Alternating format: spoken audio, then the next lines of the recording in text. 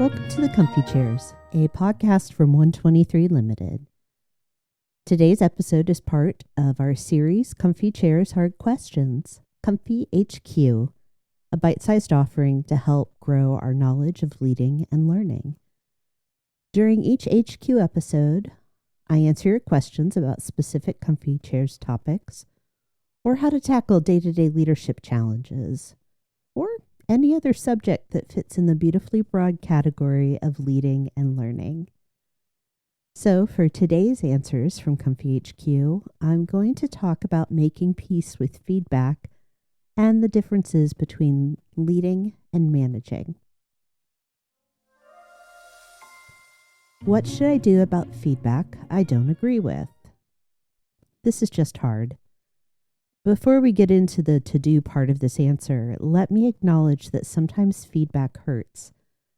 Ideally, the feedback giver doesn't intend you harm and is truly giving you a kindness that just happens to sting.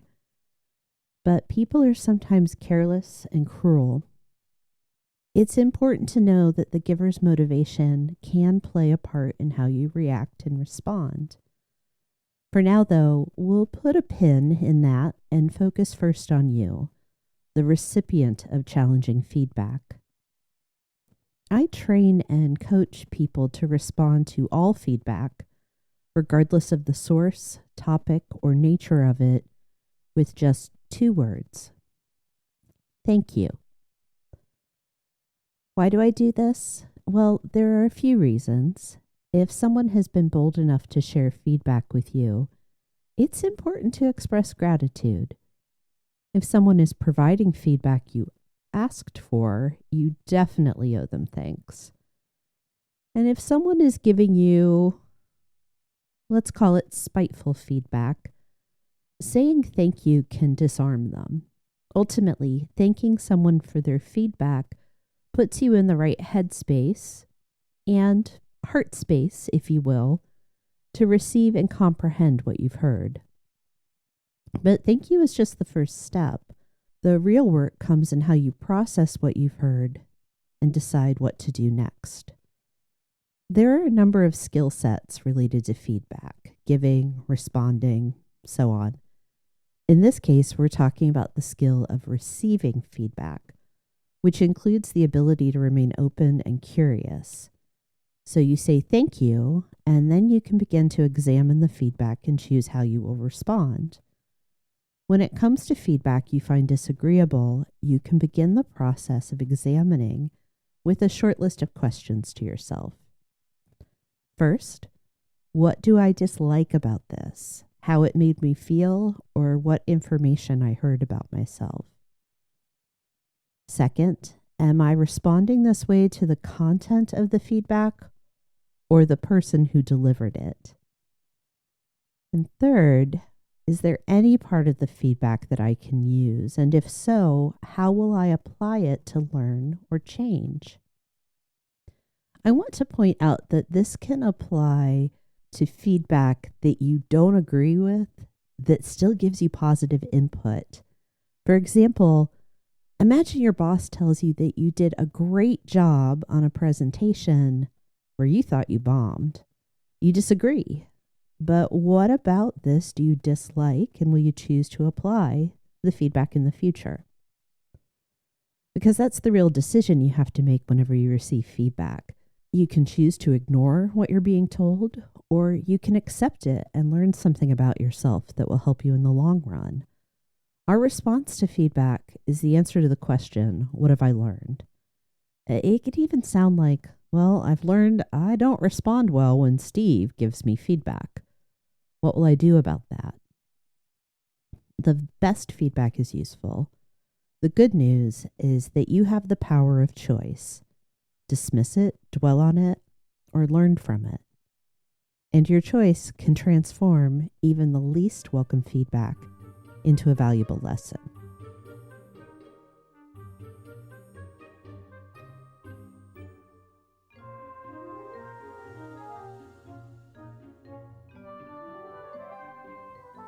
What is the difference between leadership and management? I will confess, I use these terms interchangeably.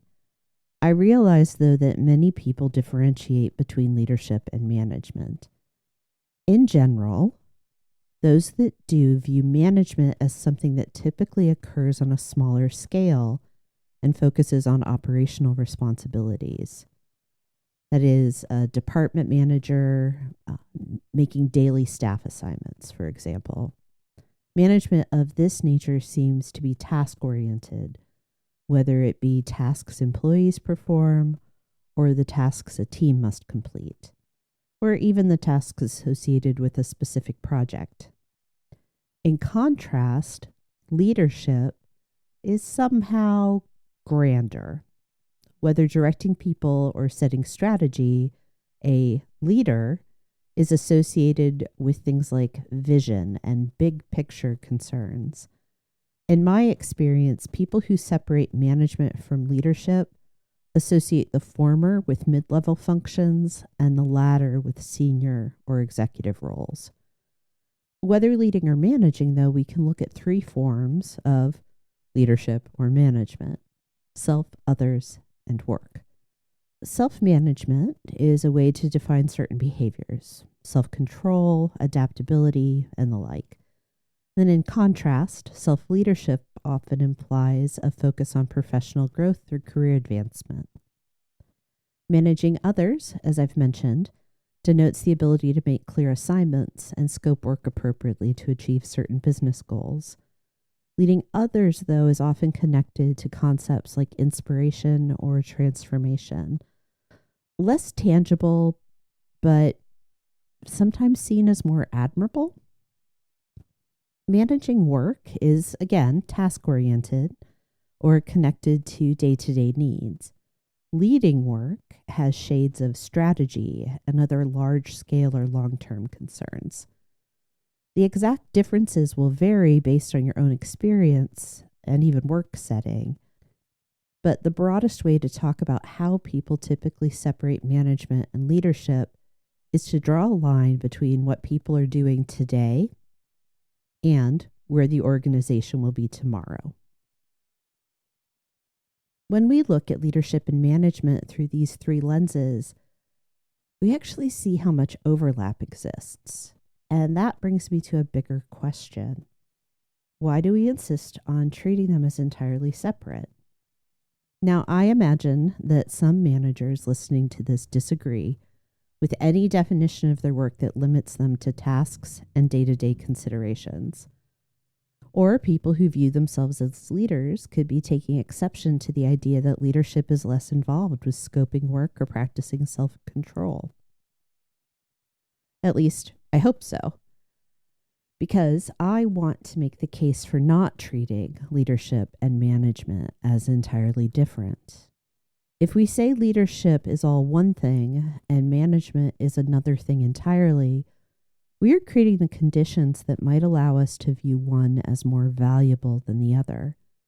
Separating leadership from management reinforces exclusive leadership models, like the great man theory that I have referenced and dismissed multiple times on this podcast. It suggests that only certain people are naturally born to lead. And when we buy into this mindset, we risk overlooking the fact that great leadership and great management are built, not inherited. Here's the question that led me to these opinions. Would I want to work with a manager who can't lead, or for a leader who can't manage? Ultimately, leadership and management are not opposing forces. They're two parts of the same role. So rather than asking how one or the other shows up, or if you lean more toward one or the other, ask yourself, what is it that you, your team, and your work need? And then use your answer to determine how you will show up and lead or manage. You decide.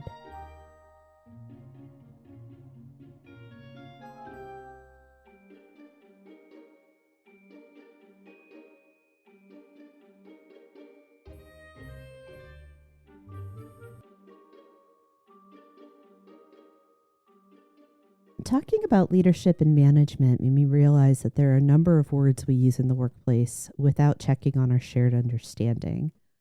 Either we don't study their meaning, or we skip the step of confirming that a word carries the same meaning for everyone. I'm confident that many people experience language in the same way that I do, in layers, where there can be a dictionary definition overlaid by my personal understanding and experience with the word, taking into account the present context, and any number of connections that can exist between our words and our thoughts. Because of this, I'd like to take a little time here to define some of the big idea words that get used a lot when we talk about leadership. Rather than pulling out my dictionary or searching the internet, I'm going to share what I typically mean when I use these terms. There are just 6 for your consideration today. And appropriately, I think we should start with leader. This is someone who other people look to for direction, regardless of role, setting, or title. In most cases, the leader is responsible for employees' performance and outcomes. The next term or word is mission. A company's mission is their purpose, why they exist and do the work they do. Vision is another common piece of corporate language, and it is the picture of the future the organization uses to guide plans and decisions. I like to talk about vision as the future we are working to make a reality. Mission and vision are often accompanied by values, which are the ideas, standards, or behaviors that a company states are priorities. We can shorthand values with what's important to us. Then there's culture.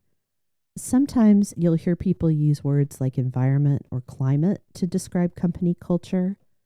Personally, over time, I've landed on this definition. It is the sum total of people's contributions to the work experience. What we all do to make it what it's like to work here. Our last word for the day is strategy. This is the long-term plan or set of related plans that are designed to support the mission and fulfill the vision. Interestingly, we tend to differentiate strategy and tactic, but many dictionary definitions and plenty of thesaurus entries use one to refer to the other. This is an aside just to help illustrate why it matters for us to define our terms.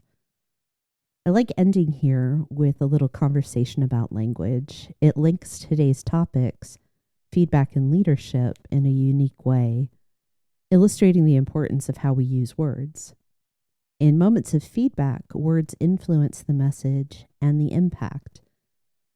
Words shape how we lead, how we work, and how we connect with others. So this week, I want to encourage you to take a moment to notice the words you use.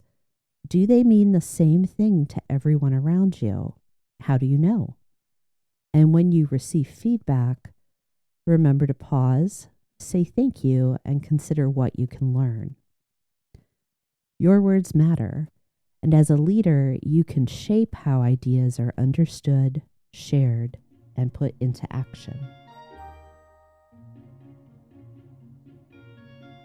That's all for today. Thanks for listening, and thanks for sharing your questions. I always appreciate the chance to learn what's on your mind and share my thoughts.